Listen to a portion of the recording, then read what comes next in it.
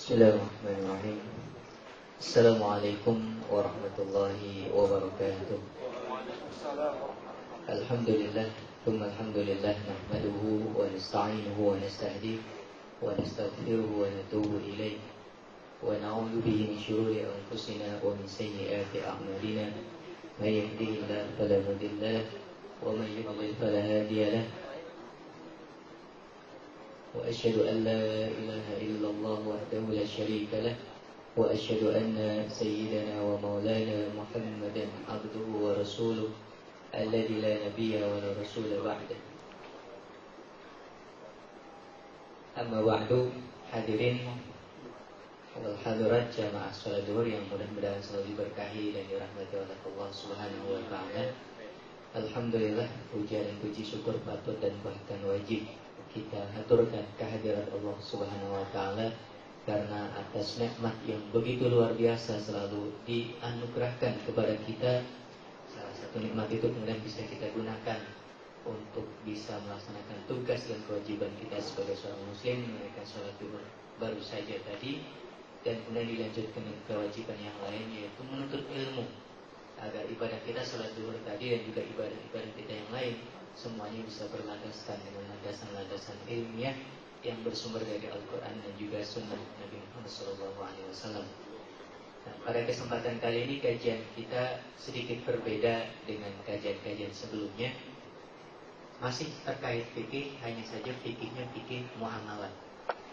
Kalau biasanya kita bicara tentang taharah, sholat, dan juga ada tema yang baru juga beberapa pertemuan, yaitu tentang kuliner atau makanan. Itu kalau dalam konsepnya Dr. Wahbah Zuhaili disebut sebagai fikih ibadah.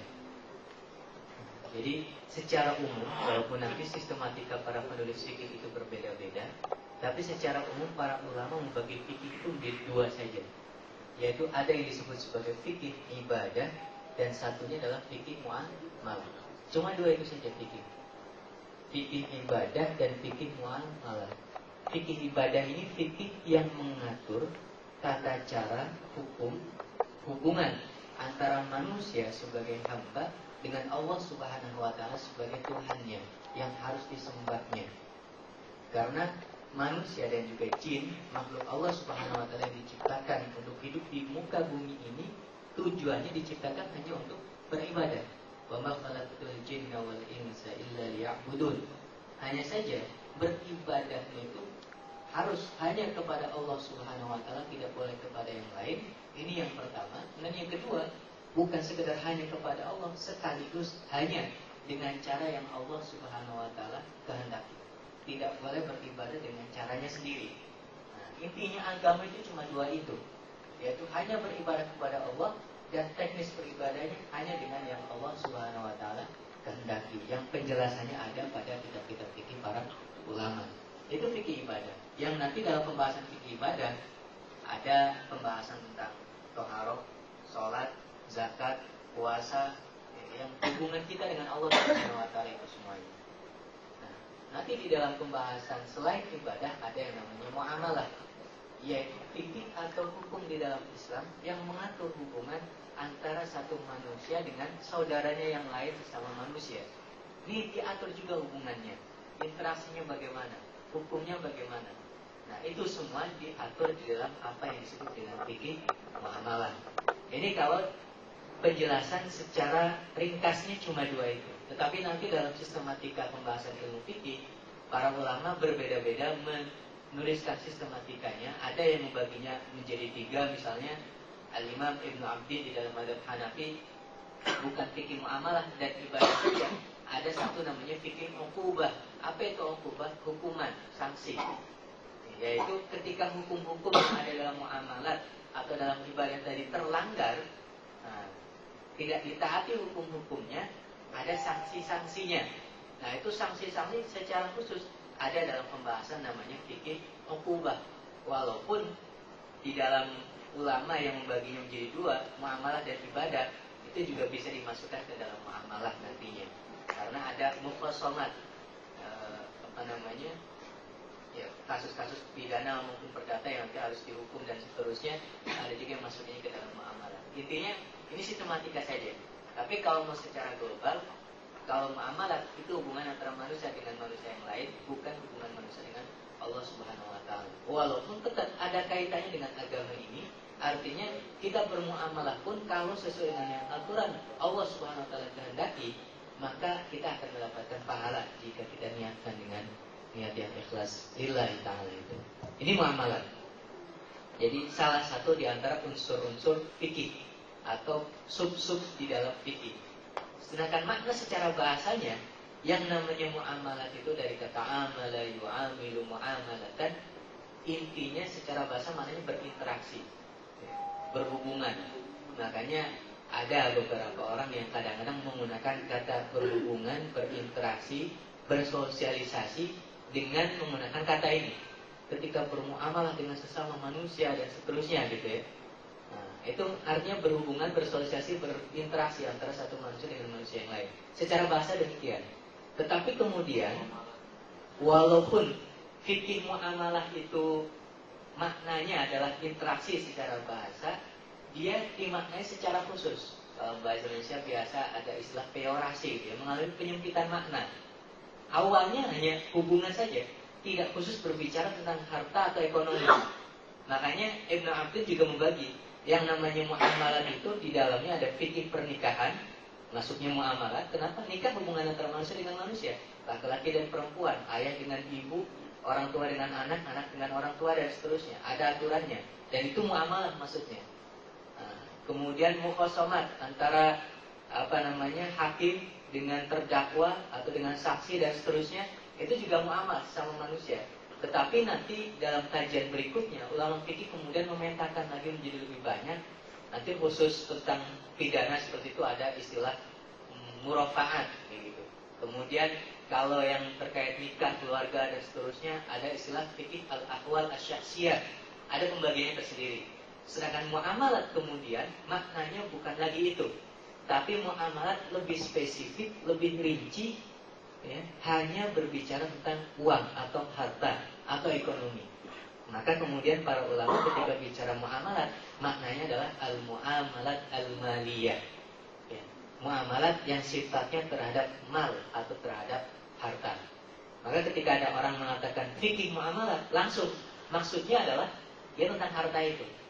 Tidak ada lagi masuk di dalamnya pernikahan, murafaat dan seterusnya, sudah tidak ada. Sudah keluar, punya pembahasannya tersendiri, punya disiplin ilmunya tersendiri di dalam fikih. Ketika bicara fikih muamalat, maka nyambungnya adalah ke dalam pembahasan terkait harta. Nah, ini terkait definisinya gitu ya, muamalat. Nah, kemudian di dalam pembahasannya nanti, ya mungkin saya agak sedikit berbeda dengan buku yang fikih kehidupan itu, dibagi menjadi 4 gitu ya, pembahasan secara umumnya. Walaupun nanti masing-masing, terutama sesi 2, sesi 3, sesi 4 ini panjang-panjang juga. Sesi 2 mungkin bisa berapa pertemuan, 3 juga bisa berapa pertemuan, 4 berapa pertemuan gitu. Karena masing-masing daripada 2, 3, 4 ini banyak sekali contoh-contoh kasusnya. Kalau di sesi pertama, dan ini mungkin 1 pertemuan cukup, hanya sekitar pengantar gitu ya, pengantar, pembuka, memperkenalkan tentang apa itu fikih muamalat dan urgensi belajarnya untuk apa, dan kita perlu mengenal jenis-jenis akad di dalam muamalah secara global itu terbaginya seperti apa klasifikasinya, dan faktor-faktor keharaman. Karena di dalam prinsip fikih muamalah intinya itu semua jenis transaksi kita, apapun bentuknya, hukum asalnya adalah boleh, tidak boleh dilarang. Kita mau bertransaksi apapun itu boleh, itu hukum asalnya. Kecuali jika kemudian muncul atau terdapat faktor yang membuat transaksi itu menjadi haram, maka kemudian kita perlu tahu faktor-faktornya apa saja. Nah, kita masuk kepada pembahasan pertama terkait urgensinya. Kenapa kita perlu mempelajari fikih muamalah ini? Yang pertama adalah ya, agar kita termasuk orang-orang yang peduli terhadap sumber harta. Peduli terhadap sumber harta. Bukan saja pembelanjaannya, tapi sekaligus sumbernya gitu. Karena nanti di akhirat ya, yang ditanyakan terkait harta itu berbeda dengan pertanyaan yang lain yang 4 itu. Untuk harta itu pertanyaannya dari mana engkau dapat dan untuk apa engkau belanjakan. Nah, fikih muamalah itu berbicara tentang dari mana engkau dapatkan? Nah, kalau bicara tentang fikih kuliner kan ada yang namanya makanan atau minuman haram yang penyebabnya itu bisa karena makanan itu membahayakan atau makanan itu memabukkan, gitu ya. Atau makanan itu mengandung hal-hal yang secara spesifik diharapkan oleh Rasul Shallallahu Alaihi Wasallam. 3 faktor itu terkait zatnya. Tapi kalau di dalam fikih muamalah, sesuatu yang haram itu bukan karena bendanya haram, itu urusan kuliner itu. Ya. Tapi kalau di dalam fikih muamalah itu terkait sumber, bagaimana cara memperoleh harta itu. Susu halal di dalam pandangan fikih kuliner, susu gitu ya. Tapi ketika mendapatkan susunya dengan cara yang salah, dia bisnis susu gitu ya, membeli tapi dengan cara beli yang salah, transaksinya ada transaksi ribawinya dan seterusnya, susunya jadi haram. Bukan karena susunya yang haram, tapi cara memperolehnya. Karena keharaman itu bisa karena 2 faktor, yaitu karena zat atau bendanya memang haram, ya, karena najis, karena memabukkan, atau karena memang Rasul secara spesifik menyebutkan benda itu nggak boleh dimakan. Ini karena zatnya atau cara memperolehnya. Nah, cara memperoleh inilah yang ada di dalam fikih muamalah. Sebab nanti Rasul Shallallahu Alaihi Wasallam sudah memberikan satu peringatan bahwa nanti akan datang suatu zaman, suatu masa, kata Rasul Shallallahu Alaihi Wasallam, la ya'tiyanna 'alan nasi zamanun, akan datang kepada manusia suatu masa ke zaman, la yubali al-mar'u, yang seseorang itu tidak lagi peduli, sama sekali tidak peduli, bima akhadal mal, dari mana sumber hartanya yang dia peroleh, amin halalin amin haram, apakah sumbernya itu dari harta yang halal ataukah dari harta yang haram. Sudah tidak peduli lagi. Itu akan muncul suatu zaman yang seperti itu.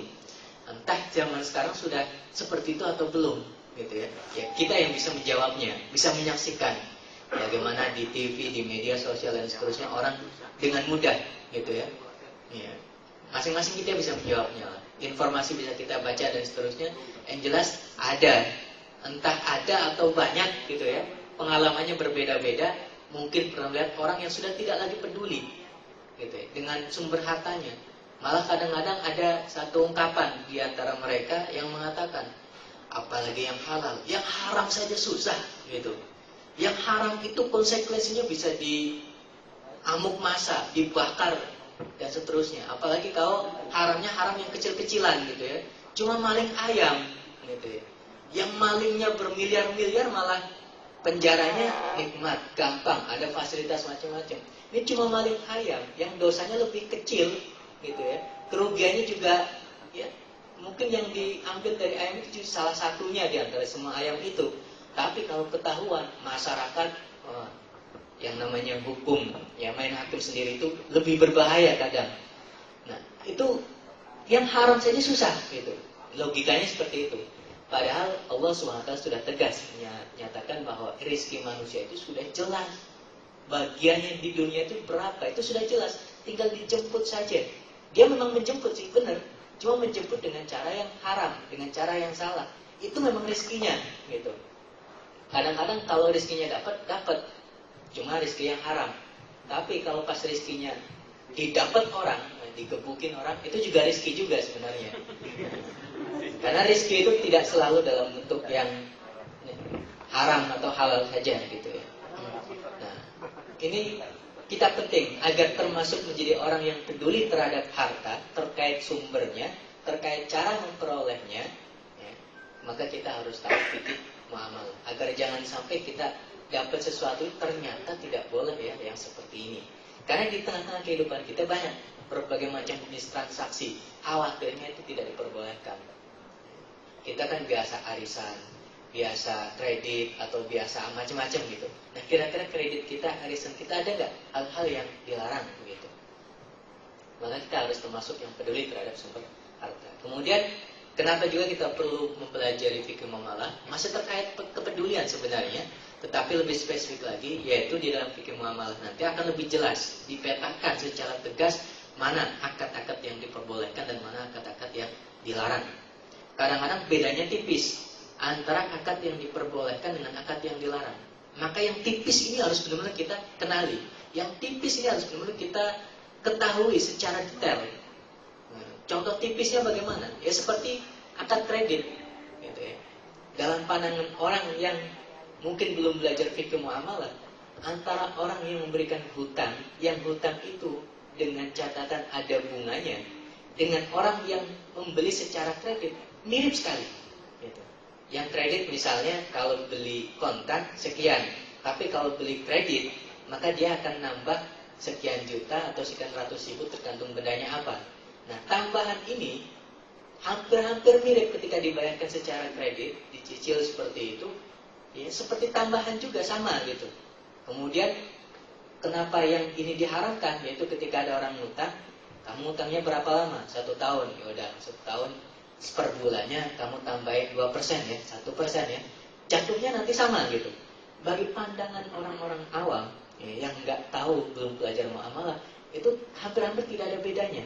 Kenapa ini dibolehkan, yang ini malah diharamkan gitu. Nah, maka yang tipis-tipis seperti ini harus benar-benar kita petakan, ya, kita bedakan, sehingga kita tidak terjatuh yang ternyata diharamkan, padahal yang dihalalkan juga ada. Ya. Sebab nanti banyak hal yang ternyata haram menurut syariat Islam, tapi tidak asal mengharamkan saja. Syariat Islam sudah membawa solusinya. Seharusnya agar kita terhindar dari itu, maka kemudian kita menggunakan solusi yang ini. Dia kita harus mengenal akad-akad yang sah. Nanti ada banyak sekali jenis akadnya. Kemudian, kenapa kita harus mengenal akad yang sah, peduli terhadap sumber harta, agar nanti setelah tahu itu semuanya kita bisa terhindar dari harta-harta yang haram. Yang penting yang masuk adalah yang halal-halal saja. Karena yang namanya harta haram itu ketika sudah masuk ke dalam mulut kita, kita makan, kita konsumsi dan seterusnya, baik itu haram secara zatnya ataupun haram dari sisi cara memperolehnya, itu akan ada banyak dampaknya. Nah, ya dampaknya banyak gitu ya. Saya kumpulkan 7 saja biar gampang untuk mengingatnya. 7 dampak ini.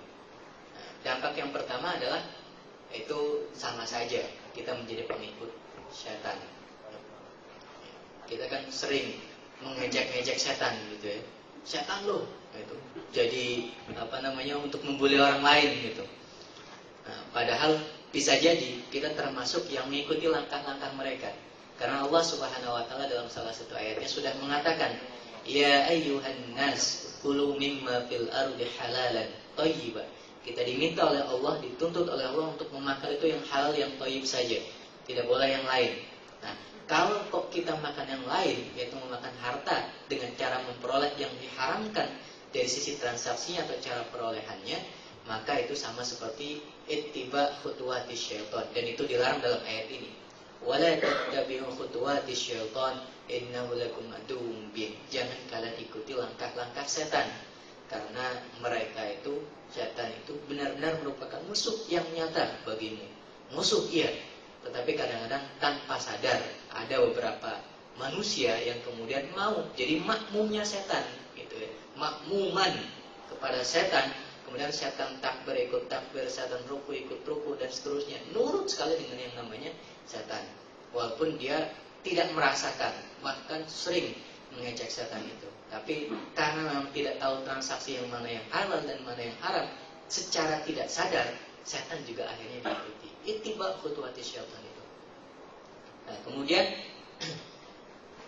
kita jadi tidak mencontoh atau meneladani para rasul.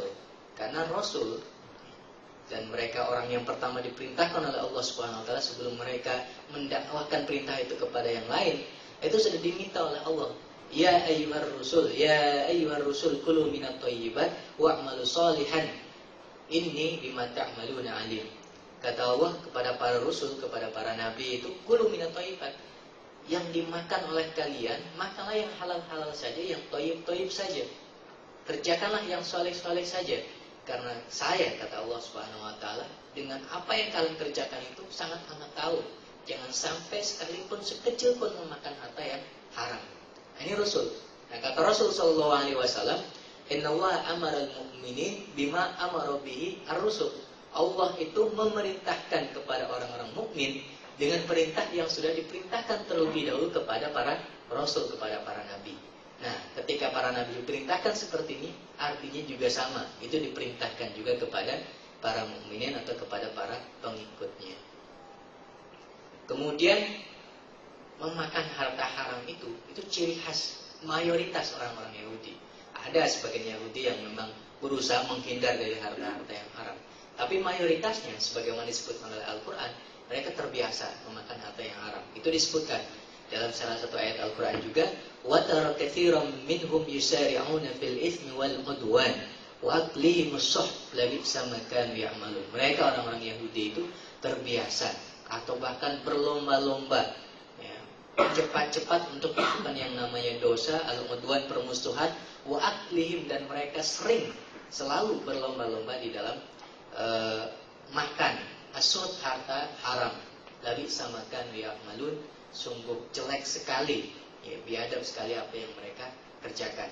Ini orang Yahudi biasanya, ya, rata-rata sebagaimana Al-Quran sebutkan, itu memakan harta yang haram. Nah, kalau kita kok ikut-ikutan, ya bagian juga seolah-olah kita mengikuti apa yang biasa dilakukan oleh orang-orang Yahudi. Kemudian ini tentu, ya, terancam neraka kalau harta haram sampai masuk ke dalam tubuh kita. Dan ini pernah Rasul SAW sampaikan di dalam salah satu hadisnya kepada Ka'ab bin Ajrah. Kata beliau sallallahu alaihi wasallam, "Innahu la yarbu lahmun nabata min suhtin illa kanatin naru aula bihi." Sesungguhnya tidaklah tumbuh suatu daging dari daging manusia yang daging itu tumbuhnya min suhtin karena dijejali, dikasih makan, dikasih konsumsi dari harta-harta suhtin yang diharamkan, ya, maka daging yang tumbuh ini illa kanatin nar, nerakalah aula bihi, yang paling berhak untuk kemudian menghancurkannya dan membakarnya.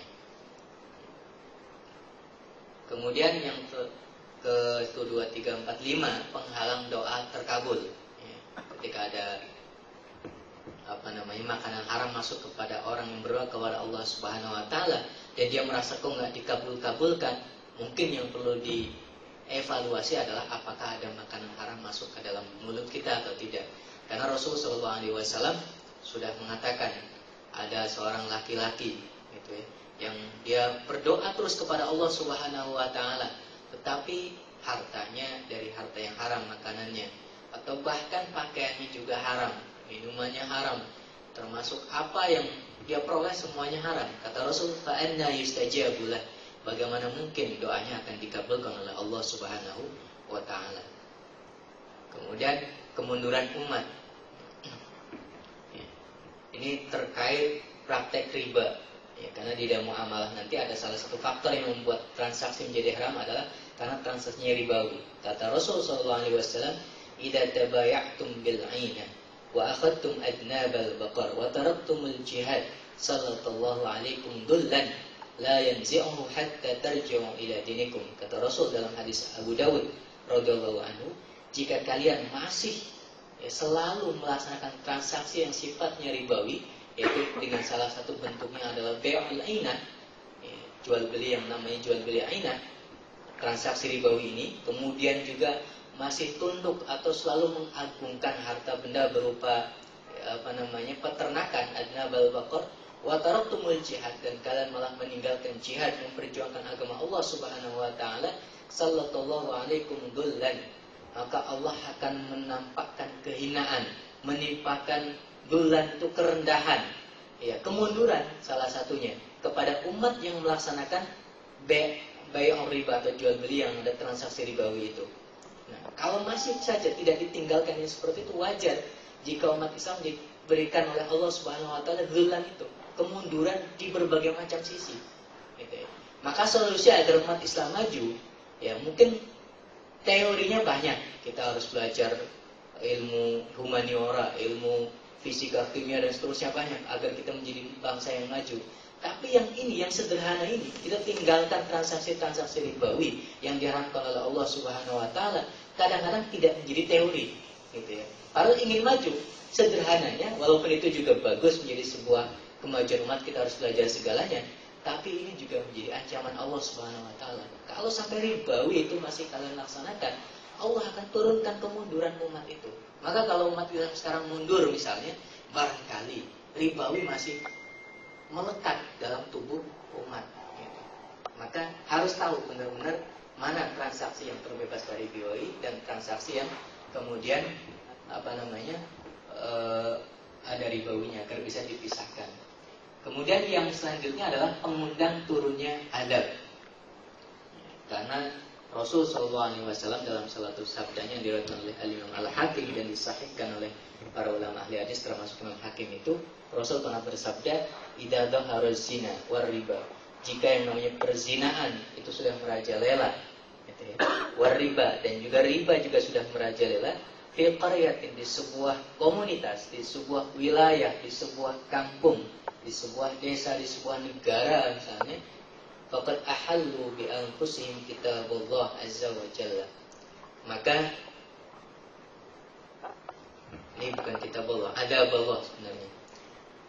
Kelompok atau komunitas atau wilayah-wilayah tadi yang sudah menyebarkan atau membiarkan penyebaran zina dan juga riba, itu seolah-olah mereka telah menghalalkan diri mereka untuk diadab oleh Allah Subhanahu wa ta'ala. Nah, kurang lebih itulah 7 dampak gitu ya, yang kalau kita tidak mengenal dan tidak bisa membedakan akad-akad yang diperbolehkan dan akad-akad yang dilarang, khawatirnya kita malah terjerumus kepada akad-akad yang dilarang oleh Allah Subhanahu wa ta'ala, dan akhirnya dampak-dampak ini bisa kita mendapatkannya gitu. Mudah-mudahan ya, sedikit demi sedikit gitu ya, kita berupaya untuk bisa kemudian, mungkin secara total agak susah, karena Rasulullah SAW juga sudah mensinyalir itu, bahwa nanti setiap orang itu pasti akan memakan riba. Akan datang suatu zaman seperti itu, semuanya pasti akan makan riba. Kalaupun tidak makan, minimal orang-orang itu akan tercepreti oleh debu-debunya riba gitu. Kalau riba itu tidak dimakan, minimal debunya akan kecepretan gitu. Nah, ini terkait dampak ya. Maka kemudian kita perlu mengenal jenis-jenis akad. Secara umum nanti akan detailnya dalam pembahasan-pembahasan berikutnya. Akad di dalam fikih muamalah itu ada 2, yaitu ada yang namanya akad muawwadhah. Ini akad yang sifatnya komersial. Nah, ini bedanya fikih muamalah dengan yang akad-akad di luar non-Islam gitu ya. Ada yang komersial, juga ada akad yang sifatnya sosial. Kalau akad yang sifatnya komersial atau muawwadhah itu bisa dilakukan secara individual, sendiri-sendiri, atau bisa dilakukan secara kolektif atau kerjasama gitu ya. Nah, kalau akad yang sosial disebut biasanya dengan istilah akad tabarru'. Nah, akad tabarru' itu seperti kafalah, yaitu menanggung orang lain, entah menanggung jiwanya atau menanggung utangnya atau menanggung apanya, pokoknya menanggung orang lain. Misalnya ada orang hutang, dia tidak mampu membayar. Nah, kita, ini akad tabarru', akad sosial, tidak mencari keuntungan apa-apa, tapi kita hanya mencari keuntungan dari Allah Subhanahu wa ta'ala. Namanya akad kafalah, yaitu menanggung. Kita nggak dapat untung apa-apa, nanggung utangnya orang lain gitu. Karena mungkin ini sesama muslim, saudara kita, dan seterusnya. Kata kita, karena memang kita punya uang, dia hutang, udah lama nggak bayar-bayar juga, nggak bisa ngelunasin. Udah, saya yang melunasi, gampang, saya yang bayar. Ya udah, KPR lama nggak lunas-lunas, malah KPR ini tempat yang ribawi juga gitu. Bunganya juga sudah meningkat banyak gitu. Kalau kita kasihan kepada orang seperti itu dan kita punya uang, boleh kita tanggung. Ya, saya yang ngelunasin. Nah, ketika bilang saya yang ngelunasin, orangnya seperti itu, kemudian orang yang ditanggung bilang, ya udah saya terima pelunasan itu sudah semacam akad. Dan artinya pada saat itu juga yang hutang sebenarnya sudah terbebas, akadnya sudah sah gitu. Yang wajib melunasi kemudian adalah yang tadi secara tegas berakad dengan mengatakan saya melunasin itu gitu. Ini kafalah, sederhananya seperti itu. Nanti ada pembahasan khusus tentang kafalah seperti apa saja.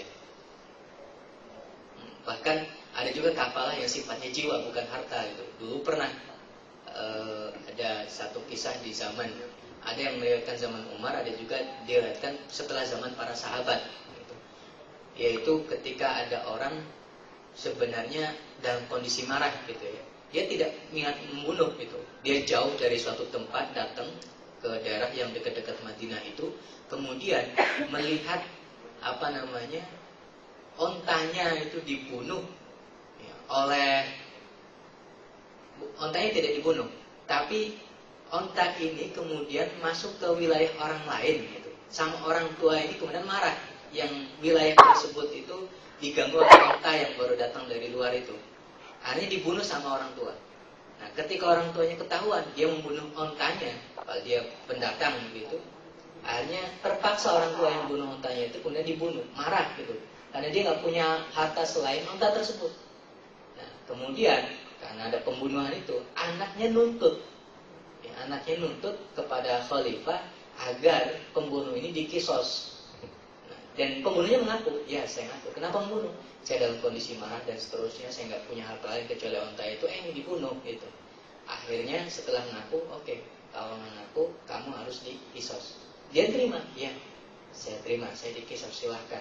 Tapi boleh nggak saya minta satu permintaan terlebih dahulu sebelum saya dikisos? Apa? Saya ini kan kepala keluarga, saya mau mati karena dikisos. Maka sebelum saya mati, tolong izinkan saya pulang dulu ke keluarga saya. Nanti saya akan menuliskan wasiat tertentu agar mereka melaksanakan setelah kematian saya, agar mereka tidak mencari-cari dan seterusnya tahu bahwa saya sudah dikisos. Saya harus pamitan terlebih dahulu. Nah, tapi kan anaknya dari orang tua yang terbunuh itu belum tentu percaya. Jangan-jangan dia kabur gitu. Nah, tapi karena dia muslim dan sebagian muslimin, diriwayatkan ada sahabat gitu ya, yang kemudian melihat seperti itu dan yakin ini orang jujur, mau dikisos dan seterusnya, tidak mungkin berbohong. Walaupun tidak kenal, pada saat itu juga dia bilang, ya khalifah, saya yang menjadi penjaminnya, menanggung nyawanya. Kalau dia tidak datang, maka saya yang menggantikannya. Nah, akad itu kafalah gitu ya. Ketika dia bilang seperti itu, sah langsung ketika diiyakan oleh yang ditanggung. Ya, yang lain tadinya protes. Nanti kalau dia nggak datang bagaimana? Kita juga nggak tega mengkisos dia yang tidak bersalah sama sekali gitu. Apalagi dia nggak kenal seorang yang baru datang itu. Tapi itulah, dia sudah terlanjur bilang, saya yang menanggung. Akadnya sudah sah gitu. Maka kemudian ditunggu. Dia minta waktu 3 hari ke rumahnya untuk bisa kemudian pulang dan dikisos. Di hari ketiga, orang itu nggak muncul-muncul juga gitu. Ini sahabat yang tadinya mau menggantikan, dia agak tenang tapi juga agak ragu-ragu. Kok dia nggak muncul ya? Saya salah, terlalu berhusnuzon, seharusnya suudzon nih pada orang kayak gitu. Nah, tapi dia masih merasa yakin, saya menolongnya karena Allah Subhanahu Wa Taala gitu. Sampai hari ketiga di sore hari, habis asar belum muncul juga. Orang yang berkumpul di tempat eksekusi itu sudah banyak yang merasa bagaimana gitu, deg-degan luar biasa. Kenapa? Ini kisos mau dilaksanakan kepada orang yang sama sekali tidak bersalah. Anaknya orang tua yang dibunuh itu pun juga merasa nggak tega, nggak puas juga. Kenapa yang dibunuh malah yang ini? Itu pembunuhnya malah bebas berkeliaran dan seterusnya, tidak dibunuh. Terus menjelang maghrib, gitu ya, ketika orang sudah putus asa dan tidak tega mau dilakukan itu, tiba-tiba dari kejauhan muncul orang tergopoh-gopoh, lari-lari, terjatuh-jatuh menuju tempat eksekusi itu. Dan salah satu orang yang lihat, mungkin dia yang paling kondisinya paling luar, oh dia pemuda itu datang gitu. Nah, orang mulai senang, cuma waktunya udah mulai habis gitu. Pas lari-lari, kemudian benar-benar datang dan orangnya pemuda itu yang membunuh itu. Ditanya sebelum kemudian dia eksekusi. Pertanyaannya karena orang juga penasaran, ngapain datang juga? Coba kalau dia nggak datang kan selamat gitu. Tadi nunggu gitu kan. Sekarang udah datang ditanyain, kenapa datang gitu. Tapi penasaran juga. Bagi orang-orang tertentu yang ketika ada kesempatan kabur, kenapa nggak kabur gitu? Ayo ditanya, kenapa kamu mau datang ke sini? Apa jawabannya? Saya tidak ingin ada sebuah sejarah yang nanti menuliskan bahwa seorang muslim itu melanggar perjanjiannya. Saya sudah berjanji bahwa saya akan datang ke sini. Maka saya tidak ingin, saya termasuk itu sejarahnya karena salah mengingkari janji saya. Nah, kemudian Khalifah itu juga bertanya kepada sahabat yang berani menanggungnya. Kalau kamu kenapa? Kok berani menanggung? Berani menjadi kafir terhadap nyawanya? Ya, saya tidak ingin juga ketika ada sejarah yang mencatat bahwa orang muslim sudah tidak saling menolong lagi kepada kaum muslimin yang lain. Walaupun tidak saling kenal, tapi dia muslim, saya wajib menolongnya. Gitu. Dan saya percaya dia adalah orang yang jujur. Melihat itu semuanya, anak-anak yang orang tuanya dibunuh itu kemudian mengatakan, ya udahlah saya maafkan kepada orang yang kayak gini. Nggak tega juga dikisos gitu. Itu sudah takdir lah orang tua saya dibunuh dan seterusnya. Tapi melihat begitu mulia, ya, baik sahabat yang berani menanggung ataupun pemuda yang dengan keberaniannya luar biasa tahu bahwa dia mau dikisos datang, maka saya maafkan, tidak lagi dikisos. Kalau sudah dimaafkan selesai, gitu ya. Itu kafalah namanya. Nah, tapi kebanyakan kafalah di dalam amal itu kafalah menanggung harta, jadi bukan nyawa. Walaupun bisa juga kafalah dalam nyawa. Kemudian ada akad yang namanya i'arah atau peminjaman. Nah, kalau pinjam di sini biasanya tidak uang, gitu ya. Kalau kita minjam itu bisa minjam uang, bisa minjam yang lain. Nah, kalau minjam uang biasanya diistilahkan dengan utang, gitu ya. Kalau peminjaman di sini itu bukan uang, maknanya barang yang bisa dikembalikan, yang dikembalikan ya barang-barang itu juga, gitu. Tidak berubah. Kalau uang kan uangnya yang dipinjamkan itu nanti dikembalikan ya uang yang lain yang penting jumlahnya sama, gitu. Itu utang. Kalau pinjam bendanya itu juga, makanya harus dirawat, dijaga dan seterusnya. Ada kaidahnya nanti di dalam pinjam meminjam. Bagaimana kalau dipinjamkan kepada orang lain lagi dan seterusnya. Kayak buku kan kadang seperti itu, gitu ya. Minjem buku. Pas kita orang yang minjem juga, ada teman kita datang dia beritahu, kamu punya buku bagus, saya pinjam ya. Enggak, saya juga pinjam itu. Nah, apakah boleh dipinjamkan pada orang lain lagi atau tidak? Nah, itu nanti kita akan bahas dalam akad peminjaman. Kemudian titipan. Ya, titipan itu ya kita nitip.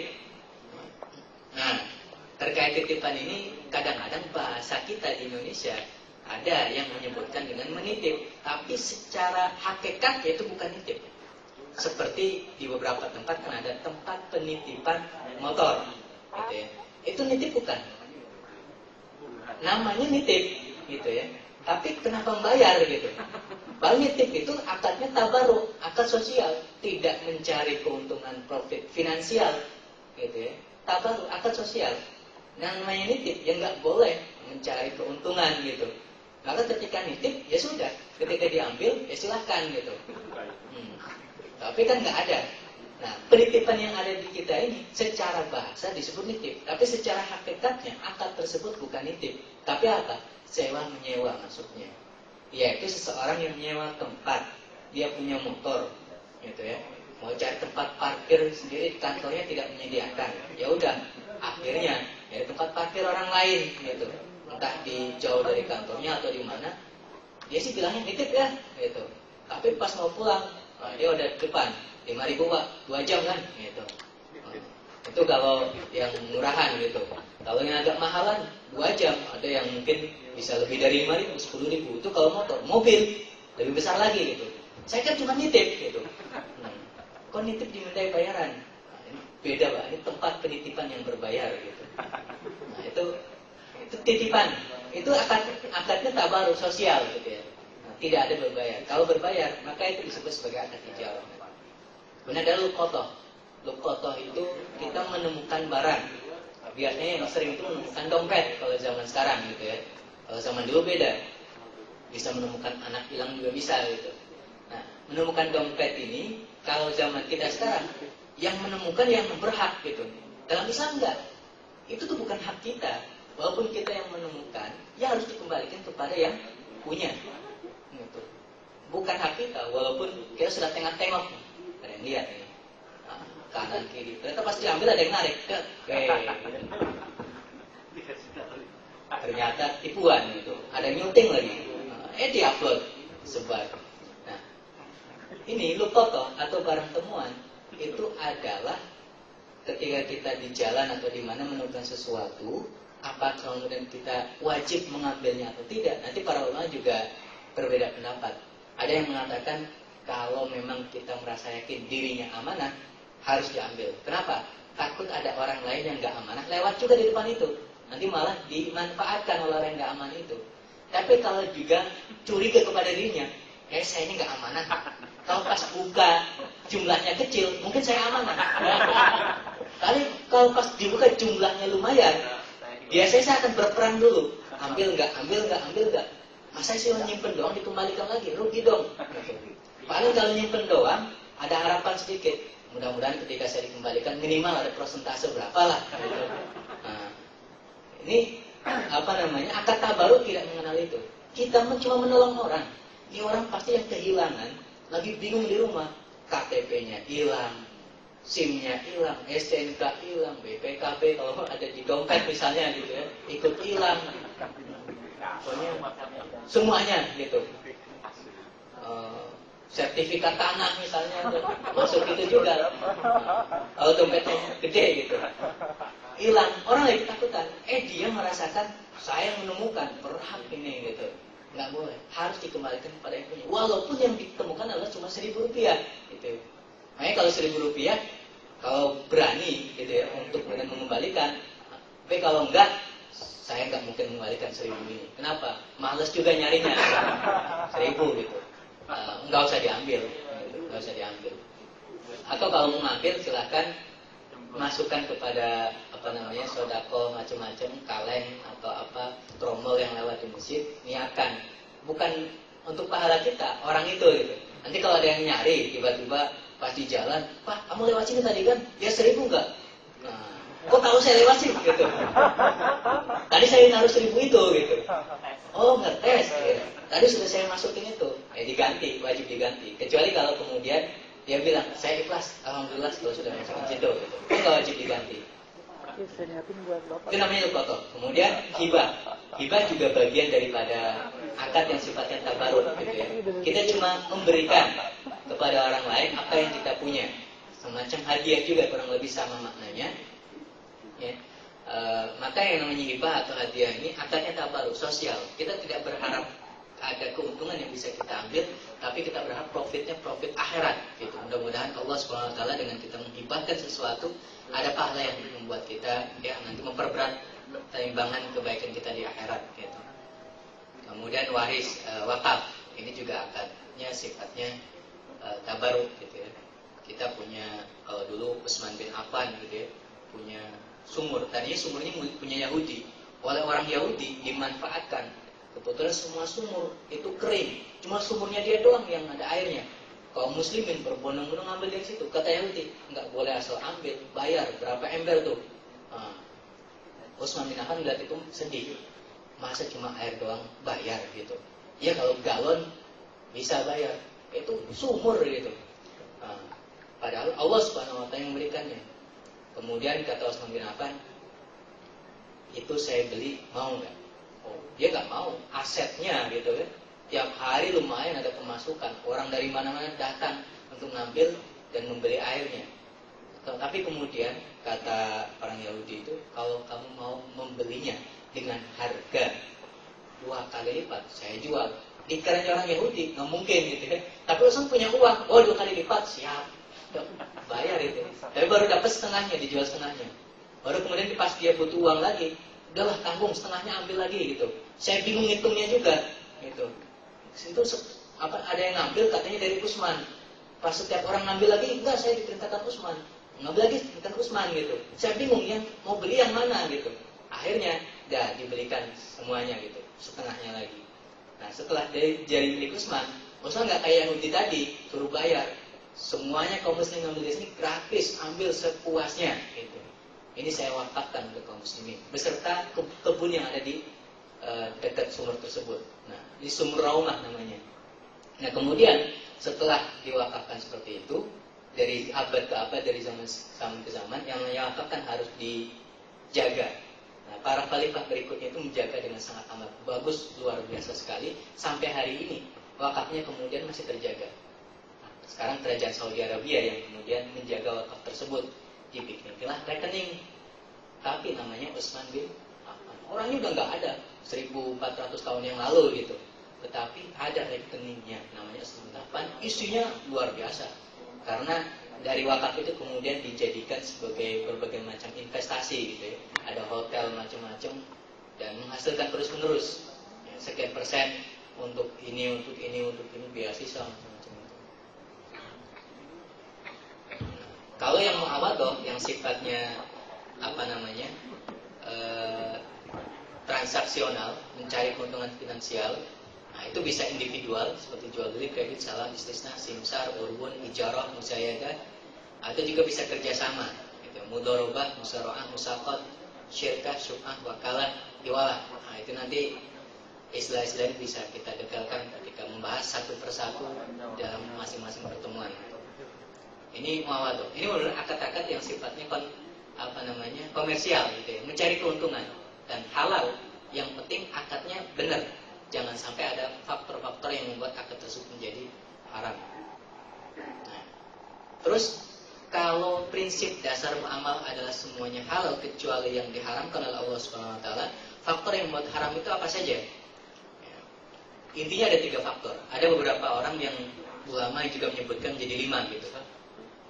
Ya, 3 faktor ini riba, gharar, dan dzulm gitu. Nah, masing-masing terkait riba itu ada pembahasannya dalam berbagai macam transaksi. Gharar juga sama, dzulm juga sama. Tapi ada juga yang menambahkan bukan hanya riba, gharar, dan dzulm, ada juga maisir dimasukkan. Sebenarnya maisir itu termasuk gharar juga. Maisir itu judi gitu. Nah, judi kan bukan hanya dalam bentuk judi seperti itu, tapi kita beli lotre juga judi. Atau anak kecil main kelereng gitu ya. Dia anak kecil saking pinternya, bawa kelereng cuma 5, pas pulang sore-sore bakal 1 plastik gitu. Kecil-kecil sudah bisa berjudi gitu. Nah, itu judi gitu ya. Itu masuk judi, masuk maisir gitu. Nah, karena sudah terlatih gedenya gitu, menjadi dewa judi gitu. Nah, mudah-mudahan ya kecilnya seperti itu kita pernah punya pengalaman barangkali gitu ya. Tapi jangan sampai bakat yang luar biasa itu kita tumbuhkan di masa kemudian. Harus kita matikan bakat-bakat yang seperti itu. Itu memang bakat terpendam, tapi biarlah dia terpendam gitu. Ya, barangkali itu saja yang bisa kita pelajari pada kesempatan kali ini. Nanti selanjutnya satu persatu mudah-mudahan dalam kesempatan berikutnya bisa kita bahas. Silahkan kalau misalnya ada tanya jawab. Baik, silakan yang mau ditanyakan singkat waktu, masih ada waktu 2 pertanyaan.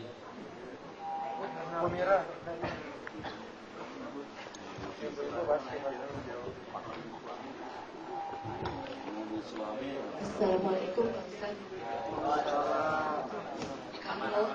Kalau arisan gimana Pak? Proses gimana arisan? Karena kalau dapat pertama itu kan seneng nih, terus yang terakhir kan sedih lagi, lamaan gitu. Itu gimana?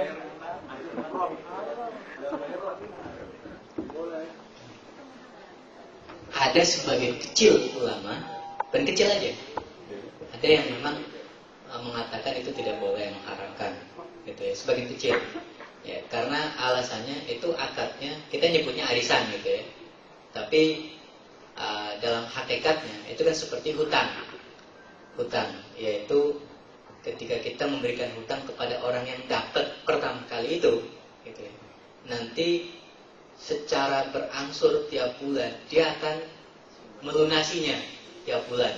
Walaupun melunasinya ya kepada masing-masing orang satu persatu gitu kan. Nah, itu namanya hutang.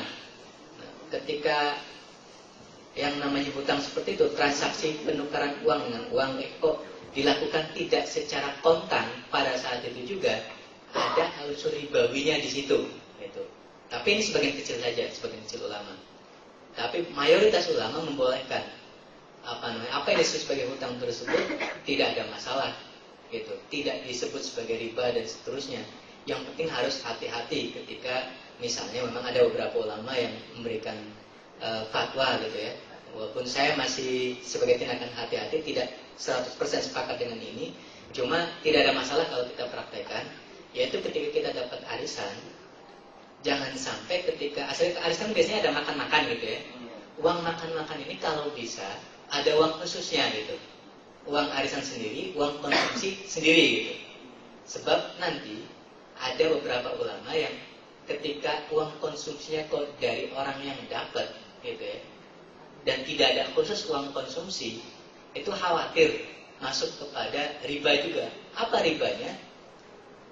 Rasul dalam sebuah hadis yang memang hadis ini dipermasalahkan, tetapi semua sepakat tentang kaidah ini, yang namanya al-qardu idza jarra naf'an fa riban gitu ya. Yang namanya hutang piutang, ini kan akadnya tadi hutang.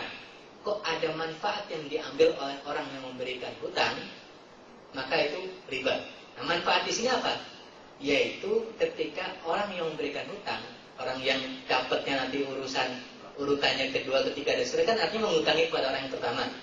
Kok dia dapat manfaat? Itu manfaatnya apa? Dapat makanan dari rumah orang itu gitu. Fawariban. Nah, dari kaidah ini ada yang mungkin karena hati-hatinya gitu ya, khawatir kalau itu termasuk manfaat yang diambil dari orang yang memberikan hutang. Maka sebagai solusinya, ini barangkali solusi yang bagus gitu ya. Walaupun saya belum terlalu sepakat dengan fatwa ini, tapi solusinya untuk menghindari ini kan masih 50-50, benar apa enggak nih riba atau tidak gitu. Maka solusinya bagus, bikin terpisah saja, uang konsumsi sendiri, kemudian uang arisan sendiri. Jadi uang konsumsinya ya uang kita juga gitu, bukan mengambil manfaat dari orang yang mendapatkan utangan dalam tanda petik gitu, atau yang mendapatkan arisan pertama. Jadi secara umum arisan diperbolehkan, ini menurut mayoritas ulama. Nah, untuk menghindari itu, ya, solusi konsumsi itu bisa menjadi jalan keluar. Masih ada tanya satu lagi. Assalamualaikum Ustaz. Yang ingin saya tanyakan, akad mungkin belum dijelaskan juga sih, atau ada sesi sendiri. Akad dia apakah harus tertulis atau cukup dengan lisan? Karena kan selama ini kalau misalnya kita akan perjanjian gitu, ya saling percaya, oke saling percaya, tapi kemudian ada di kemudian hari kita khawatir akan ketidak komitmen antar para pihak. Kemudian bagaimana Islam membuat akad itu menjadi terus, apakah ada tuntunannya seperti itu? Demikian. Kalau tuntunan tertulisnya ada dalam ayat yang paling panjang di dalam Al-Quran itu Al-Baqarah, ya ayyuhalladzina amanu idza tadayantum bidainin ila ajalin musamman faktubuh. Ada perintah untuk menuliskan, ada manajemen yang harus rapi dan seterusnya untuk menghindari di kemudian waktu bom waktu gitu ya. Misalnya gara-gara tidak tercatat dia menghindar dan seterusnya. Maka untuk demi kemaslahatan Al-Quran memberikan syariat pencatatan itu. Hanya saja perintah faktubu ini memang para ulama ada yang menafsirkan pencatatan menjadi sebuah kewajiban, ada yang mengatakan enggak, itu hanya sekedar sunnah gitu. Memang diperintahkan, tapi maknanya adalah sunnah. Kalau memang sudah saling percaya dan seterusnya tidak ada masalah gitu. Tapi kalau di zaman ini kita tidak saling kenal, atau bahkan yang saling kenal pun gitu ya, gara-gara utang bisa jadi nggak kenal gitu. Dulu pas lagi mau ngutang, sok kenal banget gitu, tumben, sopan, macam-macam dan sebagainya, main ke rumah, bawa oleh-oleh lagi gitu. Sopan sekali. Pas sudah dapat utangan gitu ya, dan pada saat jatuh tempo kita ngambil atau kita nuntut minta dibayar, dilunasi, dia seolah-olah atau kita dianggap musuh gitu ya. Susah sekali. Kita marah-marah salah gitu. Tapi kita yang berhak untuk menuntut itu sebenarnya gitu. Diingatkan bagaimana. Nah, kalau di zaman sekarang banyak yang seperti itu gitu ya, demi sebuah kemaslahatan, maka mending gitu ya, kita dicatat sebagaimana Al-Quran tadi menyuruh gitu ya, memberikan perintah faktubu, catatlah. Jadi tuntutannya ada, cuma hukumnya sunnah atau wajib ini yang nanti menjadi perbedaan di kalangan. Baik, cukup sebenarnya waktu sudah habis kita.